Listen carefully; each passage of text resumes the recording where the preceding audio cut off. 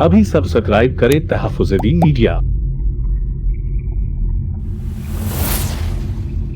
एक यहूदी के घर में बेटी पैदा होती है। उस बेटी को अमेरिका के यूनिवर्सिटी में भेजा जाता है पढ़ने के लिए।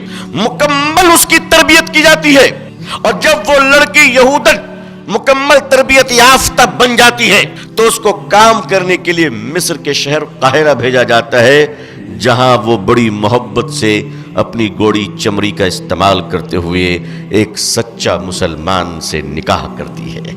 उससे एक और लड़की पैदा होती है, उस माँ बाप से एक बेटा पैदा होता है।